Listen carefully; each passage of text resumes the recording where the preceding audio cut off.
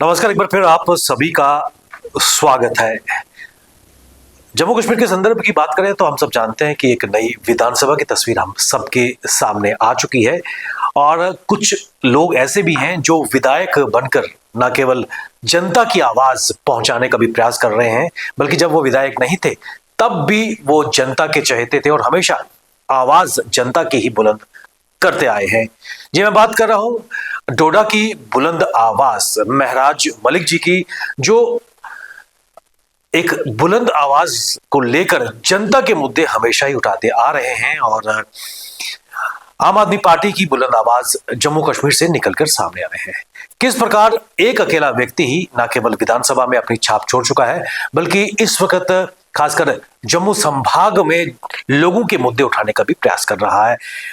क्या है वो मुद्दे और किस प्रकार खासकर डेवलपमेंट की वो बात कर रहे हैं, विकास की वो बात कर रहे हैं, राजनीति से हटकर जनता के जो पीपल सेंट्रिक मुद्दे हैं उनको उठाने का वो प्रयास कर रहे हैं। उन्हीं पे बात करने के लिए हमारे साथ स्टूडियो में आज मौजूद है श्री महराज मलिक जी। स्वागत है आपका। Thank you. महराज जी, शुरुआत में आपसे करना चाहूंगा, इसमें कोई दो राय नहीं कि हमेशा आप, चाहे हम डीडीसी मेंबर भी रहे हैं, लोअर स्टेटस से आप उठ के आए हैं, लेकिन जनता के बिल्कुल पास हैं और हमेशा जो आम आदमी के जो मुद्दे हैं वो आपके दिल के बहुत करीब है। किस नजरिए से आप देखते हैं? देखिए, पहले तो मैं खुद एक आम आदमी हूँ, आम परिवार से बिलोंग करता हूँ, गांव का रहने वाला हूँ, अपने माशरे को अच्छे से जानता हूँ और उसकी ज़िंदगी को भी बड़े करीब से देखता हूँ। और ये जो ज़िंदगी गुजरी है तो ये ज़्यादा छल कपट में नहीं है, बल्कि ज़मीनी सतह पर एक आम आदमी की तरह गुजारा हूँ और उसमें जो मुश्किलें देख कर आया हूँ, बस उन मुश्किलों का अजाला देखना चाहता हूँ। आम आदमी हूँ, लीडर बना हूँ, लेकिन फिर भी आम आदमी हूँ। बस जब तक ना उनके हालात बदलेंगे तब तक अपना किरदार नहीं बदलेगा। इसमें कोई दो राय नहीं है कि एक इतिहास आपने जम्मू कश्मीर में रचा है, क्योंकि आम आदमी पार्टी की अगर बात करें जो केवल दिल्ली या फिर बाकी स्टेट तक सीमित थी, जम्मू कश्मीर में उसका एक पोंगर पहला यहाँ पर आप उसके एमएलए बन के आए हैं। किस नज़रिए से देखते हैं, एक बहुत बड़ी अचीवमेंट? हाँ, देखिए, आपने देखा होगा, अगर आप 10-12 साल पहले चले जाएंगे या 5-10 साल पहले चले जाएंगे, आपने देखा होगा आम के पेड़ यहाँ पर भी लगते थे। एक बहुत बड़ा पेड़, विशाल पेड़ होता था, तो उसमें भी आम तोड़ना मुश्किल होता था और आम भी अच्छे नहीं होते थे, फिर भी हम बाहर के आमों को खरीदना पसंद करते थे। उसी तर्ज पे हमारे यहाँ जम्मू कश्मीर में पैदावार अखरोट की होती है, ठीक है, सेब की होती है। लेकिन हमारे यहाँ जब हमने बचपन में देखा था, अखरोट भी ऐसे लगते थे कि 10 साल के बाद जब फल देते थे पता ही नहीं होता था उससे पहले कि कौन सा फल देगा। जब फल देना शुरू करता था, कोई सख्त होता था तो कोई अच्छा निकल आता था, तो 10 साल इंतजार के बाद पता चलता था। अभी आपने देखा होगा कि हर चीज में तब्दीली आई है, हाई डायनेस्टी के हैं, अल्ट्रा हाई डायनेस्टी है। आज आप पेड़ लगाते हैं तो साल के अंदर आपको पता चल जाता है कि फल कितना देगा और कैसा देगा। वही चीज है कि सियासत के अंदर ये चीजें हमें देखने को नहीं मिली, लेकिन अब जो है अल्ट्रा हाई डायनेस्टी की तरह पहले ही पता होना चाहिए कि कौन सा है। बदलाव तो लाना पड़ेगा, बड़े पैमाने पे सोच को बदलना होगा। बस उसी तर्ज पे राजनीति के साथ भी खड़ा। इंपॉर्टेंट चीज आपने इक्वेट किया है जो हॉर्टिकल्चर के साथ, और खासकर राजनीति में जो नए नेता आ रहे हैं, खासकर लोगों ने आपको काफी समय से परखा हुआ, इसमें कोई दो राय नहीं है कि आप रातों रात नेता बन के आए हैं। जमीन से आप उठे हैं, लोगों के मुद्दों को आपने हमेशा बुलंद तरीके से प्रोजेक्ट किया है और यही कारण है कि एक मैसिव मैंडेट लोगों ने आपको, डिस्पाइट वहां पर बड़े कदावर नेता भी थे उसके बावजूद आपको अच्छी अक्सरियत से दोनों ने वहां पर जिताया है। जम्मू कश्मीर में एक लंबे अरसे के बाद विधानसभा के चुनाव हुए, डेमोक्रेटिक सेटअप यहाँ पर सामने आया है। किस नजरिए से देखते हैं, क्योंकि एक एलिनेशन लोगों के बीच में आई थी? देखिए, आप बड़ा कहें या छोटा कहें, सियासी एतबार से मैं तो सबसे छोटा हूँ, एक आम आदमी हूँ। लेकिन जहां तक आपने कहा 10 साल के बाद जो चुनाव हुए हमारे हित के नहीं हुए, एक आम आदमी के मफाद के लिए नहीं हुए, और उसका फैसला खुद आम आदमी ने नहीं लिया। देखिए, आज अगर हालात बद से बदतर हैं, 2 महीने बीत गए हैं, अभी भी कुछ बदल नहीं रहा है। लोग अभी भी उम्मीद लगाए बैठे हैं, अब होगा, कल होगा, परसों होगा। जो चीजें होनी चाहिए थी वो अभी नहीं हो रही है। इसका मतलब कहीं ना कहीं आम आदमी की अपनी एक गलती है, जिसे वो दोहराने के लिए वो 5 साल इंतजार करेगा। 10 साल का बहुत बड़ा वक्त मिला था। जब जम्मू कश्मीर में चुनाव नहीं हो रहे थे, जम्मू के अंदर में खास करके देख रहा था, अब कहते थे भाजपा को मौका नहीं देंगे। लेकिन मैं भी चाहता था कि इस बार भाजपा को मौका नहीं मिलना चाहिए था, क्योंकि इन्होंने काम नहीं करना है। जैसे दिल्ली के अंदर आपने देखा होगा, मोदी लहर में भी वहां की जनता ने काम को वोट दिया। काम को वोट दिया, उन्होंने स्कूल, अस्पताल, बिजली, पानी, सड़क, इन चीजों को वोट दिया। मोदी को छोड़कर उन्होंने राजधानी के अंदर बहुत बड़ा बदलाव लाया। 7 की 7 सीटें एमपी मोदी को जाती थी, लेकिन जब विधानसभा की बात आती थी तो एकदम पलटा मार दिया जाता था। वहीं आप देखेंगे हिमाचल के अंदर, वहां पर भी कुछ चीजें जो है ना, एक आम आदमी को खुद भी बदलनी होती है। लेकिन न जाने क्यों, मैंने कल भी कहा कि दारू बेचा गया, पैसा दिया गया, वोट लिए गए, धर्म को बेचा गया, है ना। तो ये चीजें थोड़ा सा मुझे भी हर्ट करती हैं। बड़े पैमाने पे बदलाव लाना था एक आम आदमी को। अभी भी क्या ही बताएं, बहुत सारी चीजें हैं जिसे बदलना बहुत जरूरी है, और आम आदमी के जहन को बदलना, ये तो सबसे बड़ी बात होगी। आम आदमी को खुद समझदार होना पड़ेगा। कोई छोटा कोई बड़ा नहीं है, पॉलिटिशियन कोई बड़ा नहीं होता है। इंसान दुनिया के अंदर जो भी है ना, मेरा एक मानना है, मैं अपनी एक बात बताऊंगा। हमारे में कहा जाता है अशरफुल मखलूकात होता है इंसान। इंसान को बहुत बड़ा रुतबा दिया है। वो ये नहीं पता है कि किस कम्युनिटी को, वो नहीं पता है। जो भी इंसान है वो बड़ा कीमती है, जो भी इंसान दुनिया के अंदर आया है। और मैं तो खुद को बहुत बड़ा कीमती समझता हूँ। मेरी जिंदगी का छोटा सा हिस्सा है। हर आदमी को अपनी अहमियत का पता होना चाहिए, क्योंकि आपके पास अगर वजूद है, एक इंसान के जिस्म का एक अंग जो है वो नहीं लाया जा सकता है। और अगर ऊपर वाले ने हर आदमी को इंसान बनाया है, बेहतरीन बनाया, बेहतरीन मखलूक का हिस्सा बनाया, तो हर आदमी को जिम्मेदार बनाया है। हर आदमी अच्छा बनना चाहिए, उसके पास सोचने की सलाहियत भी है, क्योंकि ये कहीं से खरीदने की जरूरत नहीं है। जैसे आप हवा है, उसे खरीदना नहीं है। इंसान के पास सोच है, अकल है, वो खरीदने की जरूरत नहीं है। वजूद है, उसे लेने की जरूरत नहीं है, बस उसका इस्तेमाल करना है। बड़े पैमाने पे बदलाव तभी आएगा, वरना हम कहेंगे फलाना बड़ा है, वो छोटा है, तो इसी दुनिया के अंदर वो जिंदगी खत्म हो जाएगी। यही सोचते सोचते तो फिर इंसान बड़ा नहीं हो जाएगा। हर आदमी अच्छा है और अच्छे लोग हैं, बस उन्हें वो अच्छी सोच को निकालना बड़ा जरूरी है।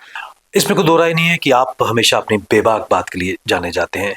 अब मैं आपसे जानना चाहूँगा कि 5 अगस्त 2019 के बाद जो यहाँ पर सेटअप चेंज हुआ, एक रियासत से हम केंद्र शासित यूटी बने हैं, और उसके बाद जो समय गुजरा है, लोगों ने काफ़ी कुछ सहा है। क्या एक उम्मीद की किरण, रोशनी नजर आ रही है लोगों को इन इलेक्शन से? बेशक अभी बिजनेस रूल सेट नहीं हुए हैं, लोगों के मुद्दे अभी भी बाकी हैं, लेकिन जो एक पीपल टू पीपल कांटेक्ट राब्ता, क्योंकि चाहे आप भी डोडा में जाते हैं, लोग आप तक पहुंचते हैं, खाली बात करने से उनको कहीं ना कहीं तसल्ली मिलती है, जो पहले नहीं था। अगर आप देखेंगे 370 की बात करें या ये स्टेट यूटी की बात करें, दिल्ली के अंदर भी हमारे पास यूटी रही है। मैंने उमर साहब से भी ये बात की थी कि हमने दिल्ली के अंदर काम करा है। कुछ चीजों पे अगर हम कमजोर रहे हैं, लेकिन बाकी चीजों पे हमने दुनिया के अंदर सिक्का मनवाया है अपना। यूटी के अंदर रहकर हमारी सरकार ने, जैसे हेल्थ को देखने के लिए पूरा वर्ल्ड आया है ना, एजुकेशन को देखने के लिए, मतलब डोनाल्ड ट्रंप आए थे, एक बार स्कूलों को दौरा किया था, हेल्थ का दौरा किया था, है ना। तो ये चीजें मैंने कहा उनको कि हमें फर्क नहीं पड़ना चाहिए, और ये एक आम आदमी का काम भी है, चाहे आपको सरकार में है या नहीं है, चाहे आप नेता हैं नहीं है, एक आम आदमी की तरह हमें भी काम करना चाहिए। जैसे एक आम आदमी को अधिकार है अपने इलाके की बेहतरी को देखना। अगर कहीं गंदा काम हो रहा है, उसे ठीक करवाने का हक है उसे, चाहे वो छोटा है या बड़ा है। एमएलए बनने की जरूरत नहीं। और आज तो हम एमएलए हैं, सरकार है हमारी, हमें इन चीजों में दिक्कत नहीं आनी चाहिए। जैसे करप्शन कहीं पे हो रही है, उस पर लगाम कसेंगे, ऐसी बात नहीं है। कोई पे कहीं धांधली कर रहा है, उस धांधली को रोकेंगे। हाँ, कुछ चीजें हैं ये, अब जैसे आपने कहा बिजनेस रूल नहीं आया है। बिजनेस रूल क्या है, हमें वो बिजनेस नहीं चाहिए, हमारे पास ऑलरेडी है। क्योंकि जो काम हमारे रुके हुए हैं उन्हें ठीक करवाना, और ये लोकल एडमिनिस्ट्रेशन तक है। लेकिन लोकल एडमिनिस्ट्रेशन क्या है कि वो भी पैसे के अलावा काम नहीं करती। और ये बड़े पैमाने पे जो लूट खसूट पूरे देश के अंदर हो रही है, इन चीजों को हर आम आदमी रोक सकता है। उसके लिए नेता होना जरूरी नहीं है। अगर आपको याद होगा, हमारे बारे में अगर जानते होंगे, आपको पता चलेगा हमने 15 साल संघर्ष किया। 15 साल हमने एक बहुत बड़ी लड़ाई लड़ी है। लोग सोचते हैं महाराज छोटा है, अकल का कच्चा है, या इसके पास पार्टी नहीं है। वैसा नहीं है। मैंने 15 साल अकेले अकेले अपने दम पे लड़ा है, और आज उसी लड़ाई के नतीजे के बाद आज इस मुकाम पे खड़ा हूं। वरना अगर 15 साल मैंने नहीं सोचा होता कि मैं वो कदम उठाता, तो आज इस मुकाम पे खड़ा नहीं होता। लेकिन मुझे मालूम था कि मैं ये कर सकता हूँ। हुआ उस वक्त अकेला था, लेकिन आज बहुत ज्यादा आवाम मेरे साथ खड़ी है और लोगों की उम्मीदें मेरे साथ है। तो मैं तो चाहता हूं कि सरकार को इस पे काम करना चाहिए। बिजनेस रूल आए या ना आए, अब इनकी नीयत क्या है, लेकिन हमें जम्मू कश्मीर की बेहतरी के लिए काम करना चाहिए। इस वक्त नेशनल कॉन्फ्रेंस लेड सरकार यहाँ पर चल रही है, और कहीं ना कहीं इंडी ब्लॉक का आप भी हिस्सा हैं। क्या कारण है कि अभी भी जो शिद्दत से काम होना चाहिए था ग्राउंड पे, वो नजर नहीं आ रहा? देखिए, हम भी इंतजार कर रहे हैं हम तो छोटे हैं, हम तो पहले मुंह खोलना नहीं चाहते हैं, क्योंकि हमारे से, जैसे आपने पहले ही कहा, बड़े दिग्गज तो हम सम्मान तो दे रहे हैं, 2 महीने तो हो गए, तीसरा महीना भी इंतजार करेंगे। अगर ये लोग आवाम की बेहतरी के लिए जुबान या काम नहीं कर पाएंगे तो हमारे सवाल तो उठेंगे। और मैंने ये बहुत पहले कहा है, चाहे सरकार में हूँ तो सरकार से सवाल पूछेंगे, क्योंकि आवाम के मुद्दे हैं, उनका अजाला नहीं होगा तो अगर यहाँ की सरकार से पूछना पड़े तो पूछेंगे, अगर सेंटर की सरकार से पूछना हो तो पूछेंगे, अगर विद्रोह करना पड़े तो करेंगे, अगर प्रोटेस्ट करना हो तो करेंगे, क्योंकि आज लोगों को जीने की वो सहूलियत हमें देनी है, क्योंकि लोगों ने वोट दिया है। तो सरकार अगर इतनी कमजोर है, मुझे लगता है मुझसे बेहतर अगर उनका भी इंटरव्यू इस मसले में किया जाए, पूछा जाए, आप सरकार में है, इतनी मेजॉरिटी आपके पास है, या अपोजिशन के बड़े दिग्गजों को पूछा जाए जो खुद को दिग्गज कहते हैं, अभी बांग्लादेश पे प्रोटेस्ट कर रहे हैं, टोल प्लाजा पे भी कर लेते, हमारे बच्चों की एज रिलैक्सेशन के लिए भी कर लेते, है ना। देखिए ये चीजें उनको बताओ, ये जो हिंदू विशद परिषद पता नहीं कौन कौन लोग आते हैं सड़कों पे हंगामा कर रहे हैं, बांग्लादेश में कत्लो गारत हो रही है, तो चले जाओ ना उधर, उधर जाओ, वहां पे कुछ करो। यहाँ पर ये साफ जाहिर होता है कि इस दिमाग के साथ खिलवाड़ कर रहे हैं। अब जो बच्चे डिप्रेशन में नौकरी की वजह से है, जॉब की वजह से, उनका सहारा ये कभी नहीं बनेंगे, उनके लिए तो इनके घरों के दरवाजे नहीं खुलते, कम से कम उनको बोल के तसल्ली दे देते, बेटा कोई बात नहीं है, करेंगे, अगली बार करेंगे। लेकिन उनसे बात करने को ये लोग राजी नहीं है। बस हिंदू विश्व प्रसिद्ध वो कुछ उठेंगे तो नारा लगाएंगे, चक्का जाम करेंगे, नीली पट्टी पाड़ेंगे या लाल तिरंगा उठाएंगे, लोगों को बेवकूफ बनाएंगे। धर्म को ये लोग नहीं है बचाने वाले। धर्म में जो लोग हैं उनको बेहतर कैसे देखा जा सकता है, उसके लिए सरकार बनती है, उसके लिए पार्टियां हैं। धर्म के ठेकेदार, मैंने कल भी कहा था कि एक सियासतदान, चाहे मैं हूं या कोई भी है, वो कभी धर्म को न जानता है न मानता है। अच्छे से मैं कह रहा हूं ना, उसका उस पर चलना वैसे ढंग का होता है, क्योंकि उसको फुर्सत ही नहीं मिलती।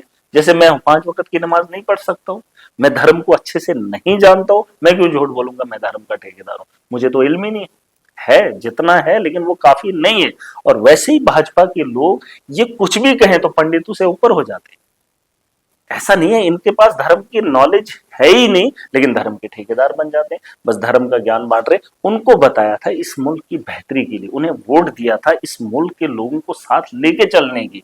आपने देखा वो अपोजिशन के लीडर हमारे सुनील शर्मा, शायद आपने देखा, वहां पर एक लड़का गया था हॉस्टल के अंदर, उसने क्या गुनाह किया, उसने वीडियो बनाई, क्या किया उसने, वीडियो बनाई, वहां पे डॉक्टर्स नहीं थे, एक पेशेंट का इलाज नहीं हो रहा था, कहता है यहाँ पे सियासत हो रही है, इनको आप कमरे उधर हॉस्टल में घुसने नहीं दो आम आदमी को। क्यों नहीं, वीडियोग्राफी क्यों नहीं होगी अंदर हॉस्टल के अंदर, क्या धंधा हो रहा है, क्या धांधली हो रही है, क्या ये जानने का हक नहीं है आम आदमी को। लेकिन उसने कहा हम जी यहाँ पर ये चलने नहीं देंगे, उसके लिए माइक पे जाने के लिए उनके पास मौका है, लेकिन उसी के इलाके में पावर प्रोजेक्ट है और पावर प्रोजेक्टों का हिस्सा उनके हाथ में, और उन लोगों को बिजली से महरूम रखा, 5 किलोमीटर के दायरे के अंदर उनको बिजली फ्री देनी थी, नहीं दे पाए। ये सवाल वो नहीं कर सकते थे, वहां से कमीशन मिल रही, कोई नहीं। देखिए ये चीजें इन लोगों को, जम्मू के लोगों को खास करके समझ, आपने हिंदुत्व के नाम पे वोट दिया, मुझे कोई गरज नहीं, लेकिन कम से कम उन्हीं बच्चों का ख्याल तो करो जो सड़कों पे पिट रहे, वो तो एज रिलैक्सेशन की बात कर रहे, करें, क्यों नहीं करेंगे। और वहां के लिए इनको फुर्सत है, प्रोटेस्ट करें। अभी यहाँ ने टोल प्लाजा लगा लिया, कौन चलेगा यहाँ, ये कौन चलेगा। मैंने कल भी कहा था 28 MLA अगर खड़े हो जाएंगे, 29 महराज है, उखाड़ने के लिए अगर जरूरत पड़ेगी मैं भी उनके साथ खड़ा हो जाऊंगा, यहाँ लोगों को राहत देने का काम करें, मैं मानूंगा। इन्होंने 10 साल में राशन कार्ड नहीं बनाए, और जिस तर्ज पे राजनीति हो रही है जनाब, मैं आपको एक ही चीज बताना चाहूंगा, ये काम जो है ना, धर्म का काम धर्म के ठेकेदारों को दिया जाए तो अच्छा होगा, अच्छा होगा। हमारा धर्म देश इंसानियत है, हमने इस मुल्क को बेहतर बनाना है। अब ये उठेंगे वहां पर हो रहा है, दूसरे उठेंगे फलस्तीन में दंगे हो रहे हैं, यहां पर हम करेंगे क्या। देखो यहां पर प्रोटेस्ट करने से क्या कर सकते हैं, वहां पे भी इंसानियत का कत्ल हो रहा है, बांग्लादेश में भी इंसानियत का कत्ल हो रहा है, और जो हमारे मुल्क के अंदर जिन लोगों का गला घोंटा जा रहा है, उन बच्चों के साथ कौन खड़ा हो, जिनकी जिंदगी इन्होंने तबाह कर दी। एक बच्चे ने जिंदगी में एक मकसद बनाया था कि मैं MPhil करूंगा, मैं PhD करूंगा, मैं पुलिस में भर्ती होना चाहता हूं, मैं सब इंस्पेक्टर या पुलिस में, उसके लिए उम्र ही नहीं। अब मुझे बताओ वो अपने मकसद के लिए क्या जा पाएगा, उसे वो बंदूक मिलेगी, उसे वो वर्दी मिलेगी, उसकी जिंदगी का वो मकसद पूरा होगा, नहीं होगा। इसलिए मैंने कल भी कहा कि अगर जिन लोगों के पास आप गुहार लगा रहे हो, ये लोग सही नहीं, ये सिर्फ अपनी कुर्सी के लिए है। मैंने बार बार एक एमएलए, भाजपा के एक एमएलए की बात उठाई थी, शायद आपको याद होगा। ये सिर्फ माल चाहते हैं, पैसा। आप इनके पास देखो कि माल का कितना है। और ये लोग 10 साल पहले क्या थे और 10 साल के बाद क्या थे। हिंदू कांग्रेस से भी उठा, हिंदू आम आदमी पार्टी से भी उठेगा, लेकिन उसे ये बोलते ये हिंदू नहीं। बीजेपी हिंदू है, बस ये एक नैरेटिव चलाया है। आम आदमी के लिए कोई खड़ा होगा वो देशद्रोही। हमारे यहाँ कोई ये लड़का खड़ा हो जाएगा, उसे बोलते हैं लगाओ पीएस। यार जो मुल्क की बेहतरी कैसे होगी, मैं आपको एक छोटी सी मिसाल दूंगा जनाब, थोड़ा सा लंबा जाएगा। मैं बीच में सोचता था वो कौन लोग हैं, क्या किया होगा उन्होंने, लेकिन जब इस माहौल को देखता हूं ना मैं समझ सकता हूं दुनिया के अंदर जो भी इंसान आया है उसने अपनी एक छाप छोड़ दी है। आज अगर आप जम्मू देख रहे हैं, कश्मीर देख रहे हैं, ये देश देख रहे हैं ना, इसके पीछे जो लोग नहीं हैं उन लोगों ने कुर्बानियां दी हैं, तो आज ये चीजें हैं। अब हमारे दौर में हमने क्या करना है, नस्लों को होगा वो चीज हम नहीं दिखा सकते हैं। और ये जो काला वक्त है हमारा, हमारे देश के जो हालात हैं, अगर ये लोग खड़े रहे तो ये इस देश को इस दलदल से निकालना बड़ा मुश्किल होगा। तो इन लोगों को सोच बदलनी होगी। करें ना जम्मू के लिए बेहतरी, करें जम्मू के लिए। आपने नहीं देखा ट्रेन सीधा उठा के इन्होंने कश्मीर पहुंचा दी। आपने नहीं देखा ये जो कटरा में माता वैष्णो देवी के यहाँ दर्शन करने आते थे उन लोगों का भी वो छुटकारा सीधा बाईपास कर दिया। कटरा के लोग मेरे पास आए, उन्हें उम्मीद है कि महाराज हमारी आवाज उठाएगा। मैं रात को एक रील देख रहा था कि पैसे की तरह बनो। पैसे का धर्म नहीं देखा जाता है, हर कोई उसे हासिल करना चाहता है। तो पैसा बनना है कि जिसे कोई हर कोई हासिल करना चाहता है। यहाँ तो इन्होंने धर्म का इतना अहंकार भर दिया है, वो मुस्लिम है वो हिंदू है। मैंने कहा मैं एक गांव में रहकर आया हूँ जहां सिर्फ हिंदू तबका है टोटली, और एक घर है वो मेरा है मुसलमान। इंसानियत मैंने वहां से सीखी है। मैं उस गांव के अंदर जब गया था तो लोगों ने हमारा अच्छा स्वागत किया, और वो लोग मुझे बचपन से जानते हैं, मेरा उठना बैठना उनके साथ है। जब ये नफरत का बाजार गर्म कर देते हैं तो दूसरा वो दूसरे को देखना ही पसंद नहीं करता है। लेकिन जब ये देखेंगे ना, तो आपस में भाईचारा देखेंगे, तो मुझे नहीं लगता है दुनिया की ताकत इस मुल्क को तोड़ सकती है। मेरा जी, जब विधानसभा का पहला सत्र लगा था और उस वक्त जो हंगामा चल रहा था, चाहे national conference, Bharatiya Janata party, तब आपकी एक वाहिद आवाज थी कि मुझे लोगों ने डेवलपमेंट के लिए वोट दिया है और यहाँ पर डेवलपमेंट नहीं हो रही, शोर शराबा हो रहा है। और आपने जब उसके बाद अपने कार्य क्षेत्र डोडा का जब दौरा किया था, तब आपने आवाज उठाई थी, खासकर जो एक नेक्सस वहां पर चल रहा है, चाहे हम एडमिनिस्ट्रेटिव सेटअप की बात करें या फिर माफिया की बात करें, किस प्रकार इस डीप रूटेड नेक्सस को तोड़ने की जरूरत है। उम्मीद लोगों की आपसे जुड़ी हुई है। हमने बहुत कोशिश की है। अगर आप छोटा सा समझना चाहेंगे तो मैं समझा दूंगा। जब मैं डीडीसी बना, अगर मेरी जगह कोई और बना होता, वो जो आवाम का पैसा था वो खुरुद बुरुद होता। मतलब वो किसी को मिल रहा है, किसी को बाथरूम दे देते, किसी को प्रोटेक्शन वर्क दे देते, वो पैसा दिखता नहीं। जब से मैं डीडीसी बना हूँ, आप अंदाजा नहीं करेंगे जनाब, जो कैपेक्स का पैसा होता था वो वर्करों को दिया जाता था।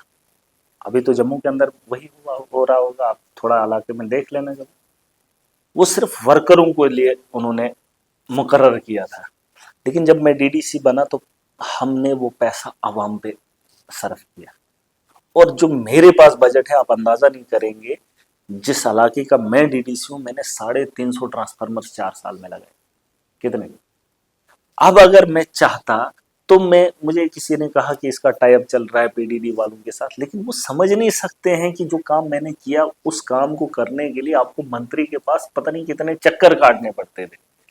मुझे उन लोगों का दर्द याद था। मैंने आवाम की बेहतरी के लिए 350 ट्रांसफार्मर्स मजाक नहीं होता है। और आप अंदाजा लगाओ कि आज से पहले वहां के मंत्री भी रहे, चीफ मिनिस्टर भी रहे, लेकिन फिर भी कमी इतनी थी कि छोटी सी कॉन्स्टिट्यूंसी थी, वहां पर कितना बोझ अभी पड़ा हुआ था। कहने का मतलब ये है कि हमने उस पैसे को आवाम तक पहुंचाया, मतलब हमने माफिया को रोका। अगर उस जगह कोई और होता तो उसने वो वाला पैसा भी हड़प कर देना था। तो शायद कहीं ना कहीं मेरे एक बनने से अभी मेरे पास फंड आएगा, मेरे पास बजट आएगा, मेरी कॉन्स्टिट्यूंसी का आएगा। आपको क्या लगता है कि उसमें हेरा फेरी होगी? 1 रुपए की भी हेरा फेरी नहीं होने दूंगा। हाँ, अगर मेरी जगह कोई और होता तो शायद यकीनन अपने वर्कर को देता, अपने दूसरे रिश्तेदार को देता। लेकिन हमारे यहाँ क्या होगा, उस पैसे से आवाम की बेहतरी होगी। आप यहाँ से भी, क्योंकि नेता भी मिले होते हैं एडमिनिस्ट्रेशन के साथ।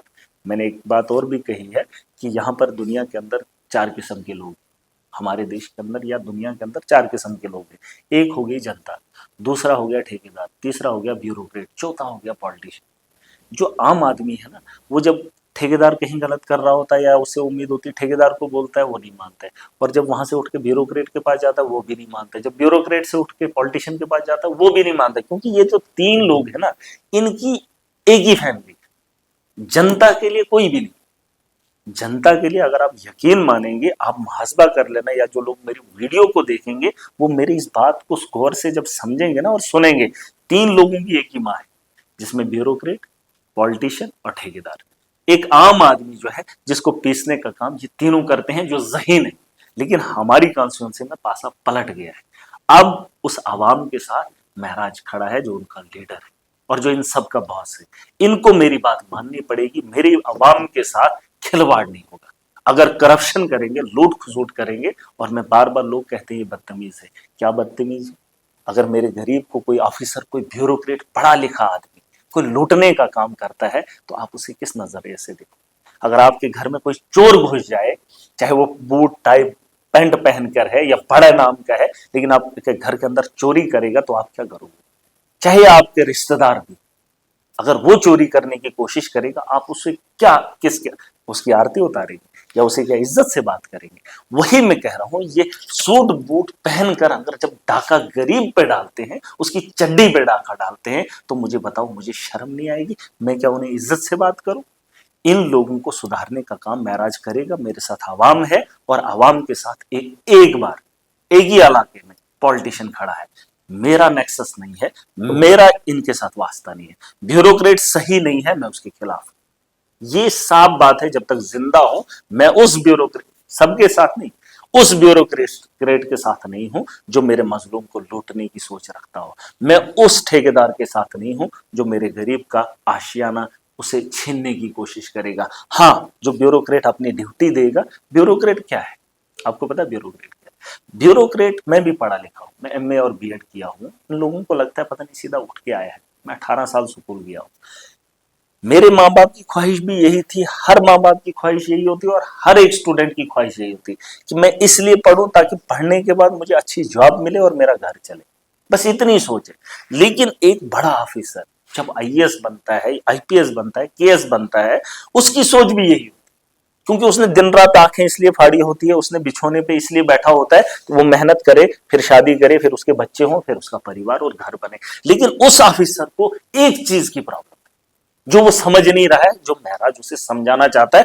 उस ऑफिसर की उस कुर्सी पे बैठने के बाद उस पे हजारों लोगों का बोझ होता है, सिर्फ उसके परिवार का ख्याल नहीं। और वो ऑफिसर को जब ड्यूटी ट्रांसफर होती है ना, तो वो ऐसे समझता है जैसे पता नहीं क्या हो गया। वो सोचता है मेरा परिवार है, 2 बच्चे, 1 बच्चा है या 4 बच्चे हैं, उनकी इतनी फिक्र करता है।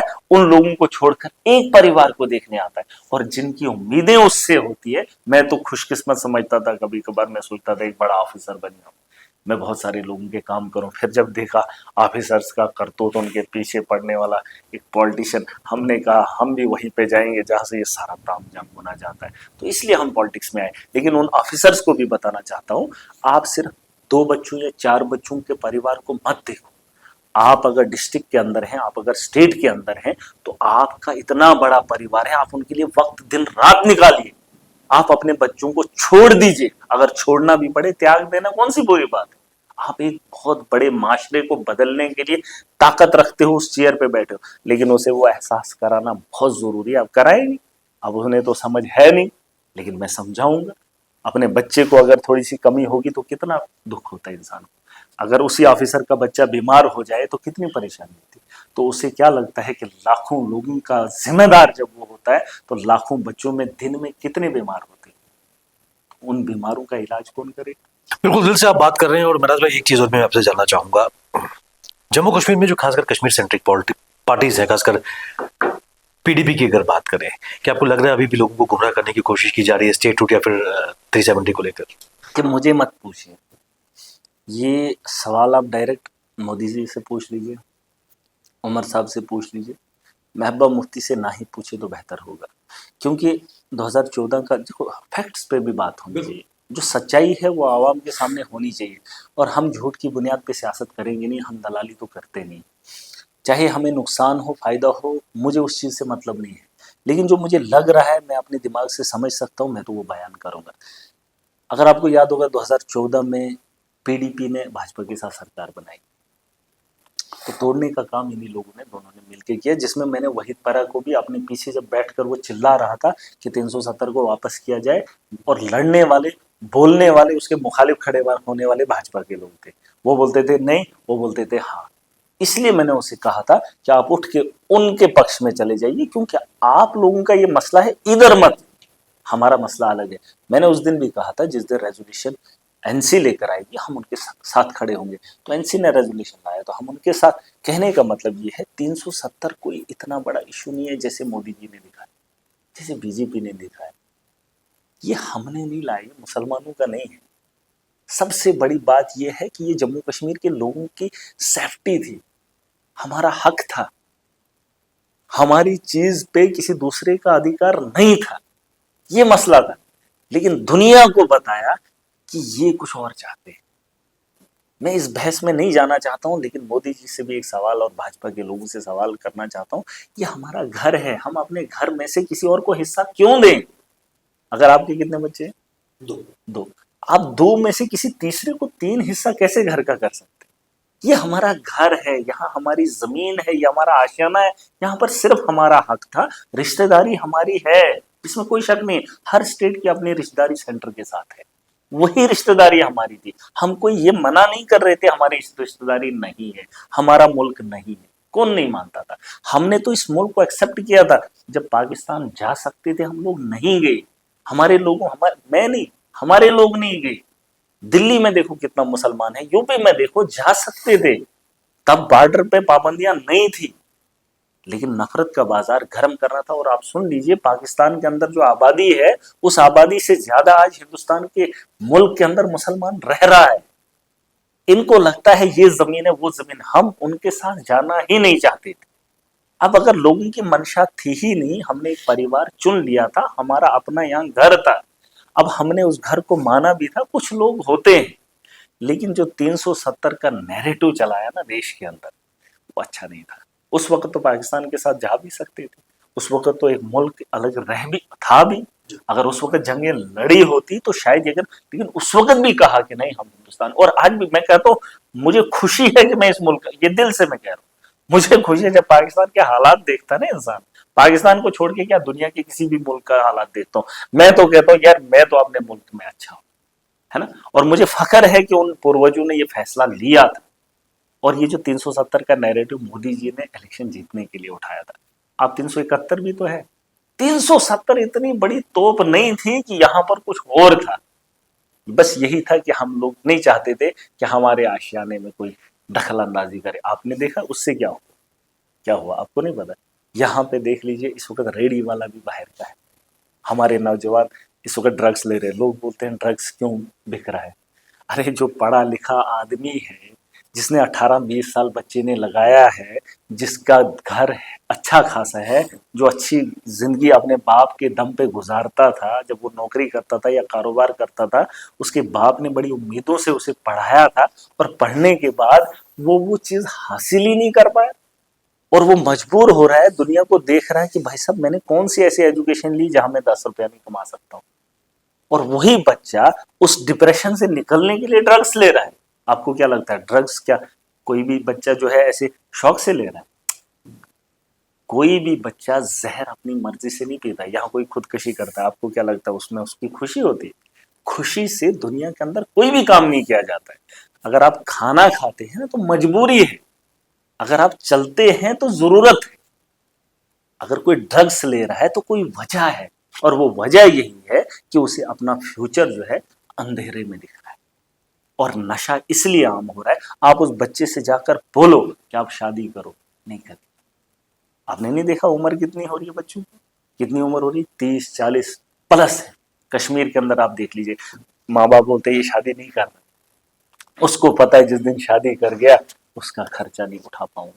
तो क्योंकि उसने एजुकेशन हासिल की थी कुछ बनने के लिए, लेकिन उसके बनने के वो जो रास्ते थे वो इन्होंने बंद कर दिए। नफरत का बाजार गर्म कर दिया, 370 के नाम पे धंधा चलाया पूरे देश के अंदर, और आज एक नौजवान का मुस्तकबिल मंदे में पड़ा हुआ। कहाँ जाएगा, कहाँ जाएगा? आप मुझे बताओ, रेडी लगाने के काबिल नहीं है। परसों कश्मीर के अंदर एक नौजवान था जो जूस बेच रहा था, जिसने 10 साल एजुकेशन लेक्चरर रहकर आया है। और आपको क्या लगता है हम ये बात भूल जाएं, जिस बच्चे ने 20 साल मेहनत की इसलिए कि वो एक टीचर बने, कौम का मेमार बने, और वही बच्चा जूस बेच रहा है गली में, और उस बच्चे का मुस्तकबिल, उस बच्चे की जो सोच थी वो कहां खत्म है ना। तो ये चीजें, ये नुकसान इन लोगों ने किया। आप प्रोफेसर देख लीजिए यूनिवर्सिटी के अंदर बाहर के, क्या हमारे बच्चे पढ़े लिखे नहीं थे? आप इन्होंने कहा आईआईटी हमने खोला, जाइए देख लीजिए सिक्योरिटी गार्ड में भी मिलावट बाहर की है, और जो वहां का स्टाफ है वो भी बाहर का है, और जो वहां बच्चे पढ़ रहे वो भी देश के अलग अलग जगहों से हैं। लेकिन हमारे बच्चे कहाँ है मुझे खुद भी नहीं पता। आईआईटी के अंदर हमारा कितना है, कितना वहां परसेंटेज है? बोलते यहाँ पर जम्मू के अंदर आईआईटी खोला, क्या फायदा? आप जाइए डॉक्टर्स देख लीजिए, हमारे डॉक्टर्स हैं। आईएएस देख लीजिए कितने, क्या हमारे बच्चे काबिल नहीं? क्या केएस को प्रमोट करके ये सिस्टम नहीं चलवाया जा सकता? लेकिन जानबूझकर जम्मू कश्मीर की, जो आपको मैं हकीकत एक बात बोलूंगा, ये हाईलाइट कर लेना कि जम्मू कश्मीर के अंदर सबसे ज्यादा जो मसला इस वक्त है वो सर्कुलेशन ऑफ मनी का है। जो ठेकेदार आ रहा है वो बाहर का आ रहा है, वो पैसा यहां से उठा के सीधा बिहार पहुंच रहा है।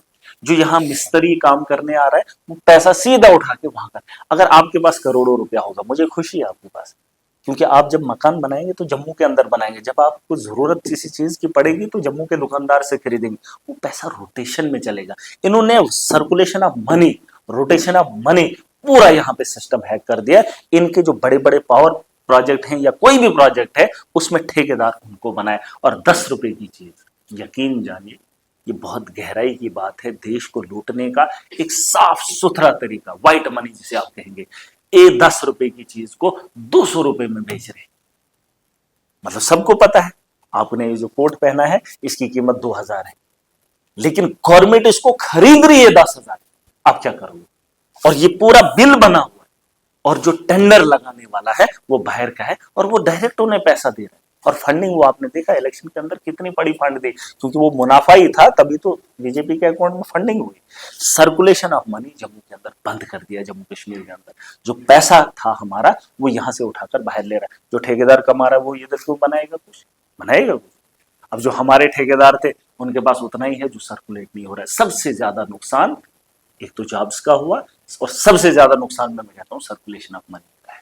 और वो सबसे बड़ा एक मेजर यहाँ के लिए जो खतरा है, मुझे लगता है उससे बढ़कर और कोई चीज नहीं। अब जो मुलाजम हमारा पुराना है वो जिस दिन रिटायर हो जाएगा ना, रिटायर, उसके बाद देखना कि जम्मू कश्मीर के हालात क्या होंगे। आप लिख लेना, क्योंकि आप देख रहे हैं यहाँ पे 4th क्लास की पोस्ट भी बाहर के आदमी को दी जा रही है। अब मुझे बताओ, ये जो अपना पैसा है वो भी हमने बाहर के स्टेट के आदमी को देना है, तो यहां पर चलेगा कौन सा पैसा?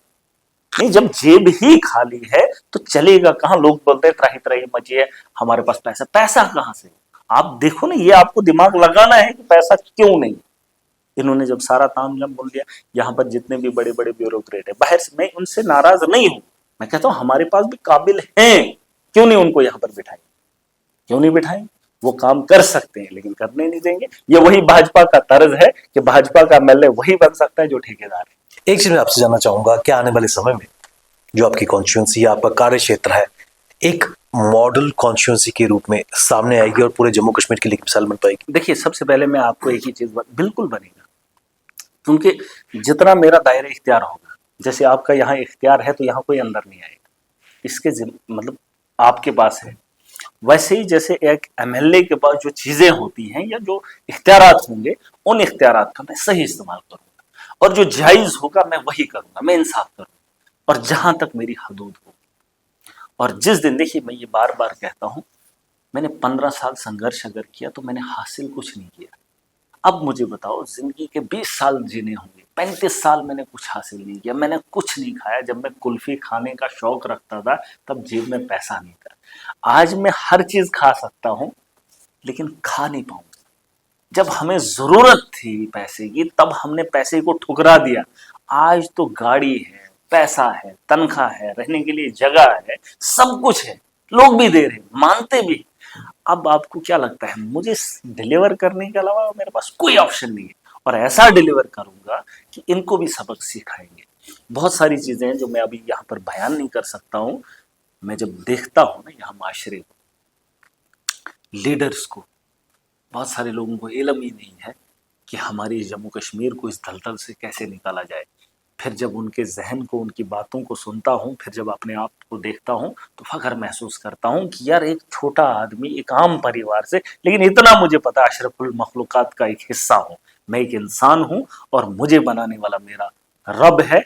मुझे किसी कारखाने में नहीं बनाया गया और मुझे दिमाग देने वाला भी वही है जो आम, जिसने दुनिया को बनाए और मुझे बेहतरीन बनाए। उनसे अच्छा सूझबूझ रखता हूँ और अच्छी पॉलिसी है।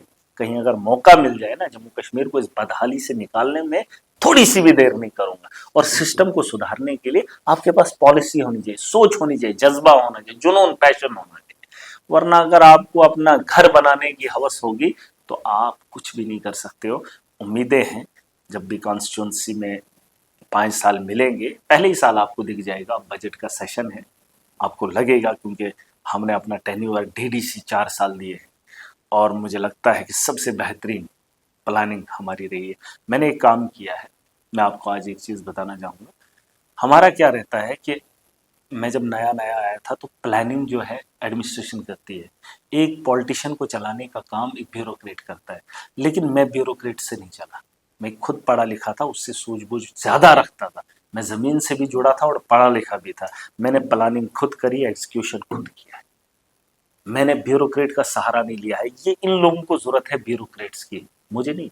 अगर मैं पढ़ा लिखा हूँ, इट मीन्स अगर मैंने कोई एग्जाम क्वालिफाई किया होता तो मैं भी ब्यूरोक्रेट होता, ये बड़ी बात नहीं। लेकिन मैं पढ़ा लिखा भी हूँ, जमीन से जुड़ा हुआ भी हूँ और समझ भी सकता हूँ कि इस चीज को कैसे बेहतर किया जा सकता है। इसमें मुझे ब्यूरोक्रेट्स की जरूरत नहीं है। आपको मैं एक छोटी मिसाल दूंगा, अगर ब्यूरोक्रेट्स मेरी बात सुन रहे होंगे। एक दिन का वाकया है ये, मैं आपके लिए इसलिए बता रहा हूँ। आपने कहा कि आप एक मॉडल तैयार करेंगे या आप अपनी कंस्टिट्यूंसी को बेहतर करेंगे। एक छोटी सी मिसाल लोगों को बता रहा हूँ, ये सब लोग जानते हैं और आप भी इस बात को मानेंगे। एक बार का वाकया है, मैं डीडीसी काउंसलर था, काउंसिल लगी हुई है तो मैंने कुछ पैसा दिया था कोई चीज़ लेने के लिए। वहाँ पे एक ब्यूरोक्रेट, जिसे हम लोग ब्यूरोक्रेट कहते हैं, वो खड़ा हो गया। उसने कहा नहीं जनाब, ये चीज़ हम इतने की नहीं खरीद सकते हैं। मैंने बोला क्यों? कहता नहीं इसमें आपको इतना पैसा देना चाहिए। मैंने 2 लाख रखा था, वो बोलता नहीं हमें 6 लाख चाहिए इस चीज़ को बनाने के लिए। मैंने बोला ये आप बोल रहे हो? कहते हाँ। मैंने बोला कौन बोल रहा है? कहते हमारी टेक्निकल टीम, जिसे आप इंजीनियर्स कहते हो, गवर्नमेंट के इंजीनियर। वो इंजीनियर्स नहीं होते, वो दलाल होते। मैंने कहा कैसे? कहता नहीं हमारा एस्टिमेट कास्ट ये है, फलाना रेट ये है, फलाना ये है, तो हम उस तर्ज पे बनाते हैं, तो आप इस ज़िमरे में नहीं आते। फिर मैंने उसे एक बात पूछी, वहां पे सारे एडमिनिस्ट्रेशन के लोग थे, पूरी काउंसिल खड़ी थी। अब ये अल्लाह ने इतना दिमाग दिया है, सोचने की सलाहियत दी है, तो मैं बोल गया उसे। मैंने कहा आप मुझे एक बात बताओ, आपने, आपके इंजीनियरों ने हर चीज का एस्टिमेट बनाया। आपके इंजीनियर्स ने मेरे इलाके में एक बिल्डिंग का एस्टिमेट बनाया था 10 लाख। कितना? 10 लाख। और मैंने कहा कि मेरे गांव के अनपढ़ आदमी ने उसका टेंडर 4 लाख में उठा लिया। मेरे गांव के इलाके के एक अनपढ़ ठेकेदार ने उसी आपकी उस, आपने कहा था ये चीजें इसमें बनानी है बिल्डिंग के अंदर, उसमें आपने एस्टिमेट कास्ट वो रखा था 10 लाख। जब मेरा ठेकेदार आया उसको आपने बताया ये चीजें बनानी, उसने कहा यही चीज लगाऊंगा, ऐसा ही स्ट्रक्चर बनाऊंगा, सिर्फ 4 लाख के अंदर उसमें कमाई भी करूंगा। आपकी इंजीनियरिंग कहाँ है? और वो जो 6 लाख रुपया है वो कहाँ जाएगा? आप बेवकूफ समझते हो। मैंने कहा जितना दिया है उसी पे मेरा काम होना चाहिए और मैं सब जानता हूं किस तरीके से काम होना चाहिए। इन्होंने करप्शन करने का एक बहुत बड़ा तरीका लाया है और इसे भी ठीक करेंगे आप। और ये मैं बातें करूंगा अभी जब असेंबली का सेशन आएगा बड़े पैमाने पे। इनको तो जैसे ये ब्यूरोक्रेट चला रहे वैसे ही चल रहे हैं। अब ब्यूरोक्रेट की तर्ज पे नहीं चलेंगे हम कानून साज, हम कानून बनाने वाले। अगर फिर हमें वही ब्यूरोक्रेट चलाएगा जो लूटने का काम, ये जो कह रहे हम सोचते ही सही बोल रहे, क्यों बोलेगा सही? हम उसे ठीक करेंगे क्योंकि उसकी नीयत में खोट होता है। और इनका जो पुराना तरीका है ना, बहुत पुराना तरीका, उस दलदल से निकलने में अभी इन्हें वक्त लगेगा, लेकिन मेरी कॉन्स्टिट्यूंसी में धंधा नहीं चलेगा। और आपके चैनल से बता रहा हूँ, मुझे नाराजगी किसी से नहीं, ना मेरा कोई दुश्मन है, ये मेरी बात याद रखना। हम अगर कहीं बोलते हैं या किसी पे बरसते हैं, वो वक़्त के हालात वैसे होते हैं क्योंकि उसने गलती की होती है। जैसे एक नायब तहसीलदार ने 25,000 एक सर्टिफिकेट बनाने का मांगा, नायब तहसीलदार है, आप क्या कहोगे उसे? क्या कहोगे आप मुझे बताओ? जो आदमी एक छोटे से कागज को बनाने के लिए 25,000 एक बच्चे से, जो स्टूडेंट है, जो कॉलेज नहीं जा पा रहा है, उसके दर दर की ठोकरें खा रहा है और वो कह रहा है उसे कल होगा, परसों होगा, तरसों होगा, और कितने दिन चलाए। आप मुझे बताओ क्या करेंगे? एक नौजवान की आंखों में आंसू थे, अगर मैं वहां पर होता तो मैं उसे छोड़ता। या अगर आपको गली में कोई ऐसा शख्स मिल जाए कि फला आदमी और इज्जतदार आदमी, नायब तहसीलदार क्या पोस्ट है, तहसीलदार क्या पोस्ट है, इज्जतदार है, उसका परिवार है ना, उसको माशरे में लोग इज्जत करते हैं, और वही इज्जतदार आदमी एक आम आदमी की इज्जत उतारने में इतनी सी भी शर्म नहीं करता है। और लोग कहते हैं, और इस सिस्टम में अगर मुझे ये मामला दिखा, एक को भी नहीं छोड़। ये बात पक्की है, चाहे मैं जेल गया, कहीं भी गया, लेकिन ऐसे अनासिर को मैं बख्शने वाला नहीं हूं। आपने हुलिया देखा, मैं आज भी गलियों में चल रहा हूं, लोगों के साथ मिल रहा हूं, जितना वक्त बिता सकता हूं वो इसलिए क्योंकि मैं आम आदमी हूं। मुझे वो प्रोटोकॉल नहीं चाहिए, वो लग्जरी लाइफ नहीं चाहिए। मैं जैसा पहले था वैसा ही आज भी हूं। कोई इस भ्रम में ना रहे कि कल हम ऐसा करेंगे फिर महराज नहीं बोलेगा, अब ये एमएलए बन गया अब इसको कमीशन चाहिए। ना मुझे कमीशन चाहिए, ना मुझे पैसा चाहिए, मुझे सब कुछ है। मुझे किसी की जरूरत नहीं है। मुझे उस गरीब की आंखों में आंसू नहीं देखने, उसकी मुश्किलों को मैं नहीं देख सकता है, उसके फोन कॉल्स पे मैं मजबूरियां नहीं सुन सकता हूं। अगर ये लोग नहीं सुनेंगे, ये ब्यूरोक्रेट्स खास करके, देखिए ये लहजे की बात नहीं मैं कर रहा हूं, अगर आज भी परेशानी होगी तो महराज पे अगर सवाल उठेंगे तो मैं नहीं छोड़ने वाला, क्योंकि मैं फिर जा रहा हूं वापिस। मैं देखूंगा कि माहौल में क्या तब्दीली आए, फिर आप मेरा रवैया देखना, और फिर जो अंदाज होगा वो इससे घातक होगा। और याद रखना, लोगों ने देखा था ना पुराना महराज, अब मैं उससे ज्यादा ताकतवर और ज्यादा तेज हूं। बेहतर यही है कि अपना अपना काम इनको बता दो इस चैनल के माध्यम। हम भी इज्जतदार हैं, हम भी किसी की इज्जत को उछालने के लिए इज्जतदार नहीं बन सकते, लेकिन अगर वो नहीं चूकता है अपना घर अच्छा बनाने के लिए, गरीब को लूटता है, उसके पसीने की कमाई को नहीं छोड़ता है, तो मैं उसे नहीं छोड़ने वाला। उसके लिए मुझे कुछ भी करना पड़े। और ये अलल एलानन में कह रहा हूं कि जो जिस तरीके से आएगा उसे उस तरीके से महराज सिखाएगा। अगर कोई ताकत के बल पर आएगा तो ताकत से लड़ेगा, कोई आमने सामने मुंह से आएगा तो जबान। और ये ऐसी जंग नहीं होगी कि बोलेंगे महराज ने बोल दिया तो बात खत्म, नहीं, तब तक नहीं छोड़ूंगा, जहन्नम तक। किसी ने कहा है ना कि जहां, और मैं जब किसी के पीछे पड़ जाता हूं जहन्नम तक नहीं छोड़ता हूं, जब तक ना उसके साथ हिसाब किताब पूरा चुकता करूं। बेहतर यही होगा वो अपना काम ईमानदारी से करे। छोटे छोटे कागजात पर आवास प्लस में इन्होंने धांधली चलाई, नहीं चलाई।